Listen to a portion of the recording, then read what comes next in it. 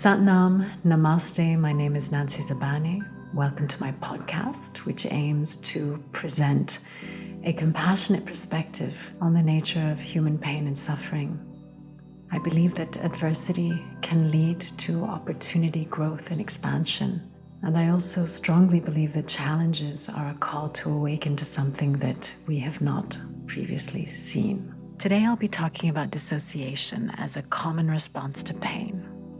So dissociating from the truth is a flight response to the intensity of pain, a defense mechanism that creates filters to make life feel more manageable.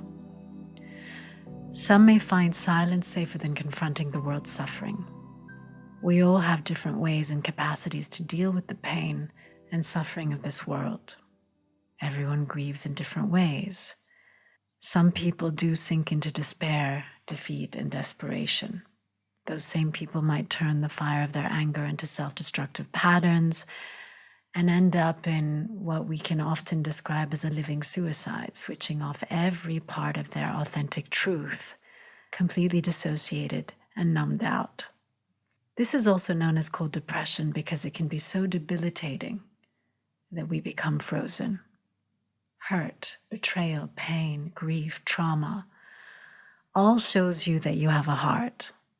And within all that is the simple truth of the pain that goes with our human existence, which cannot be avoided or numbed through blame. Pain is when our nervous system is being asked to take on a new level of experience. To love is to feel the pain of the heart. This is inevitable. The challenge is to always have the love, just that little bit stronger than the pain. So what is dissociation? Dissociation comes from the Latin word meaning to sever. When an experience or a moment becomes too overwhelming for a person's system to handle, we have a tendency to sever or break from that present moment or from our core self. Dissociation is a very normal response of the brainstem that can activate when we are met with overwhelming stress. And this dissociation can be adaptive. In other words, we can sort of use daydreaming, spiritual pursuits, go onto Netflix and binge, or it can be maladaptive. So when the manifestations of dissociation are maladaptive, they are likely to cause functional impairment. And the various signs and symptoms of addictive responses can be examples of this phenomenon. Maladaptive manifestations of dissociation result when traumatic experiences or stressful events have not been processed and consolidated. Dissociation is one of the many mental health patterns we can develop, especially after we've endured crippling trauma, grief, loss, and other painful experiences. And this dissociation can lead to habitual behavioral patterns that we often aren't conscious of, but that can become our default habits. These can morph into anxiety disorders or personality disorders. Dissociation refers to any of the numerous ways in which we emotionally numb and detach ourselves from our painful thoughts and feelings. When we feel pain, we often want to avoid it, so we numb ourselves to it and detach from it. We might temporarily zone out and place ourselves in an alternate reality. We might become so disconnected from ourselves that we block, suppress, and sometimes forget entire parts of our lives, vivid memories, and important events. We might disconnect from the things we're doing, the thoughts we're having, and the emotions we are feeling, all in a subconscious attempt to prevent ourselves from feeling more pain and experiencing more trauma. Very often, our trauma is so debilitating, so blinding, so all-consuming that we compartmentalize and separate out the various parts of ourselves, determining which we can handle and which we cannot. Those that are too painful get suppressed, but when our energy is contained in this way, it can cause us quite serious mental, emotional, and physical pain, illness, energetic imbalances, and spiritual crises. When we are so disconnected from ourselves that we are now dissociating and possibly developing dissociative disorders, we often aren't lucid enough to even realize that we have a problem with addiction. And thus, what is addiction in this context? Well, we might be suppressing and avoiding our pain and our addictive coping mechanisms so much that we've dissociated from them. Often our judgment is impaired, our thinking isn't clear, we're not fully functional. We aren't clear enough or connected within ourselves enough to know we have a problem or to see just how bad it's become. We turn to our drugs of choice to further numb ourselves and detach. These can be substances, alcohol, serial scrolling through social media, sugar, food, throwing ourselves into another's problems, which is an addiction called codependency, and so on and so forth. We become desperate not to feel our pain. We become dissociative by default, and we use denial, dishonesty, avoidance, and suppression as other coping mechanisms to distract ourselves, to self-medicate, and to run away from our addictions. With dissociation, our perception of the truth and of reality can be inconsistent. The truth can recede completely from our consciousness or might come back in waves. The more we work to heal from the underlying traumas that caused our dissociative coping mechanisms and patterns in the first place, the more we will be able to stop them from taking over our lives and exacerbating our addictions. So for me, my sort of crutch, if you will, is doing, getting busy, getting into new projects, jumping into new things. And historically, that always served me. It served me because it meant that I was a super high achiever, that I was the kind of person who would see things to fruition, that I had this incredible tendency and ability to really get kind of difficult things done, on the one hand. But on the other hand, there was the piece and the part of me that could often be neglected by this constant sort of engine of doing. And what was that part of me? It was the part of me that was fundamentally in pain, that was hurt, that was grieving, that found a situation too uncomfortable. So I would get busy. And that was a coping mechanism that I learned as a child. So my own personal circumstances and social conditioning taught me that doing was a way to survive, that doing was necessary to get noticed, that doing was an important ingredient for being loved and being lovable. Of course, the net result of that was a lot of achievements, a lot of accomplishments, a lot of accolades. The realization after many years of doing the work on myself, building self-awareness, and the shadow was that I became a master at often neglecting my own pain, or my feelings of hurt, or feelings of anger, or feelings of discomfort, because I so easily jumped into new projects, jumped into doing, and that's how I survived. And so it took me years of really building an understanding of self, creating that self-awareness through the yogic wisdom, in therapy, through the various teachings, years and years of study, and of course, having an active practice and discipline that allows me to really stay on top of what it is that I feel, What do I feel on a given day?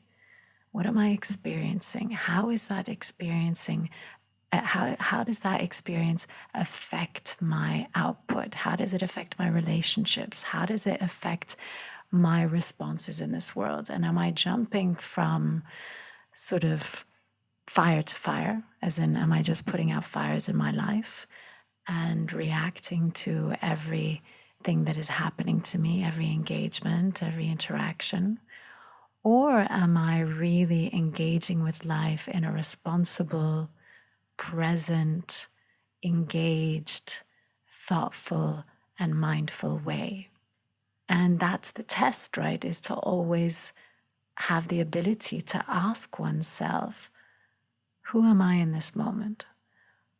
What is driving my behavior in this moment? What is the feeling that is causing me to react in a particular way in the present moment?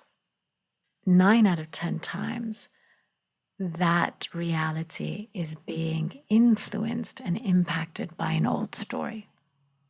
And the old story, in my case, was an old story of keep doing.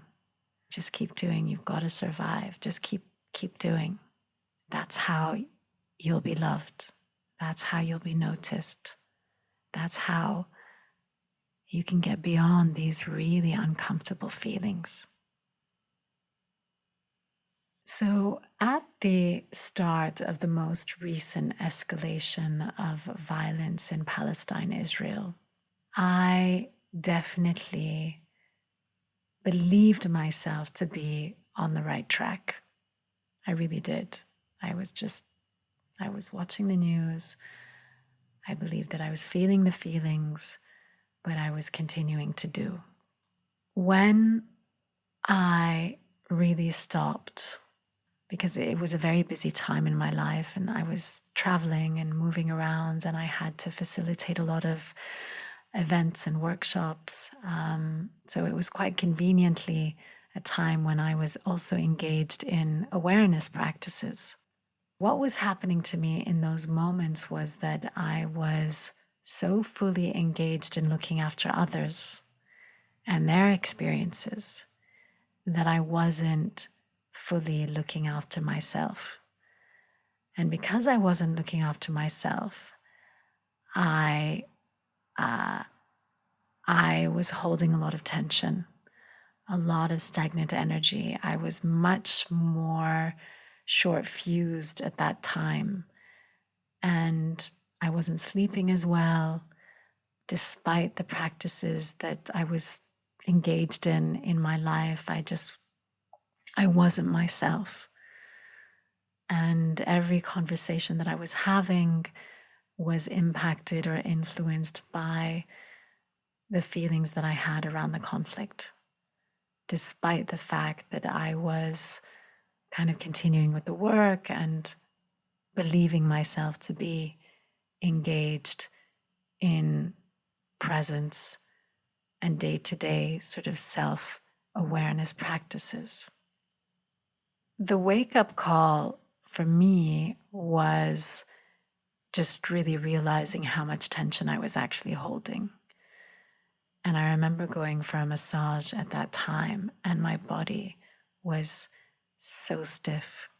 Even though I was practicing, even though I was moving, even though I was breathing, I was just holding so much.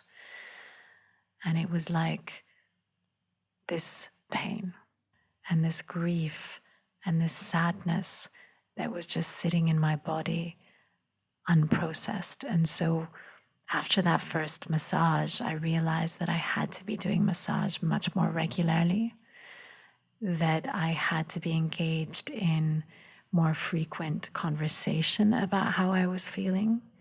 So I solicited the support of my colleagues. I sat my husband down and said, look, I'm really struggling. I'm really having a hard time. And I need you to know that I'm having a hard time. I spoke to my family about it. And I decided to lighten my workload to make sure that I wasn't bypassing any of those uncomfortable emotions, and to give myself plenty of time and plenty of opportunity to feel. So for me, speaking with family members in a different kind of way, in a more elevated way, connecting with colleagues, and really acknowledging when I'm not in a good state, when I'm feeling sad, when I'm feeling uncomfortable, when a piece of news has triggered me, recognizing that if I'm going to turn on my social media, whether it's WhatsApp or Instagram or Facebook, that I'm putting myself into a little bit of a minefield. And so to go into that with a certain level of presence so I don't drown, so I don't get sucked in, ensuring that my spiritual practices are really rigorous, maybe even more so than usual, that my prayer practice is shared, something that I'm doing much more regularly with my partner,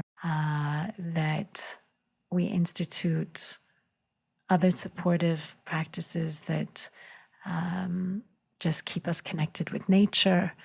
And so just spending a lot of time in nature, a lot of time outdoors, a lot of time really helping to draw presence in and to live in the remembrance of that divine essence of my spiritual nature. Yeah, and I really do feel a lot better now. I feel much better equipped. I feel much stronger. I feel that even though I don't necessarily know what tomorrow is going to bring, that I can tap into my support systems at any time, that I know exactly what they are, I know exactly who they're made up of, and I can lean on them. So sometimes we find ourselves in situations where people around us are struggling with dissociation or struggling with addiction. And the question that people often ask me is, well, what can I do? What can I do in a situation like that? And the first thing that I would say is the only thing that you can do is control how you respond and control how you engage that individual. And if it's disturbing something in your personal environment, if it's maybe a direct family member, then of course that's even more reason to express yourself. I do feel that it's important to relinquish expectations. It's really hard when somebody is in that state to help them. It's really hard to get anybody to do anything that they're not ready to do. The only thing that we can do is remind them that we are there. We can remind them that we might have a toolkit or ideas for how they can be supported. We might have mentors ourselves, teachers that inspire us. But at the end of the day, that individual needs to be ready to engage. They need to be ready to change. And ultimately, they are the ones that will direct the course of their own upliftment or their own destiny. So if somebody is not ready, no matter how hard we push, no matter how hard we try to convince, no matter how much we attempt to persuade that nothing is going to challenge them or compel them towards change except for the drive within themselves. So I've been in situations where I've seen very dear friends spiral out of control. And when I talk about spiraling out of control, I'm talking about throwing themselves into the depths of addiction. And addiction, as we know, can come in many different forms: alcohol, drugs, food, plastic surgery, social media addiction, and so on and so forth. From experience, I have learned that it is not so easy to confront a friend about their addictions or about their dissociative patterns. I've done it. I've tried to do it in safe ways. I've been involved in interventions. And again, if someone is not ready, then those interventions can only go so far. So I've learned the hard way to relinquish expectations. I've learned that it's not an easy place to be. It's not comfortable when we love someone so much that we wish for them to do something radical to shift their lives because we see them on the edge of a cliff. So I like to use the metaphor of the cliff. And when we see someone that we love literally standing on the edge of a cliff, what is our role in that moment? Is our role to physically remove them from the cliff? Is our role to convince them to come off the cliff? Is our role to kind of be at the bottom of the cliff to catch them, on the other side? And what I can do is I can tell them I love them. I can tell them I'm here for them. I can let them know that there is help if they need it. I can remind them that they are lovable. But if they do not believe that for themselves, if they do not see that for themselves, if they are not convinced of that for themselves, and if they do not have the drive to make the change themselves, then they might just stay on the edge of that cliff. And then it's my role to really harness and develop my capacity to witness and not be in the theater with them, but to really love them through it and to accept the opportunity that is being presented in this challenge, in this adversity. Because the only thing that we can really do is pay attention to ourselves and how we are moving and breathing and responding in a given moment. The human body's capacity for survival is a truly marvelous thing. And dissociation is simply part of this drive. It's one of our oldest primitive responses to surviving danger, driven by our nervous system. The key is to not completely shut down and check out. So numbing out in addictive and dissociative ways has its place in the realm of survival. But we've learned that dissociation also alters our perception of the truth and alters our perception of reality. And that reality can lead to a complete recession of truth from our consciousness, which we don't want. I don't believe that it's something that we want or should necessarily aspire to, because we've learned through the laws of epigenetics, through so many different psychological schools of thought, that the only way to heal trauma is to actually feel the pain, is to acknowledge that a grief, a sadness, a hurt is actually there, that there is no way out but through.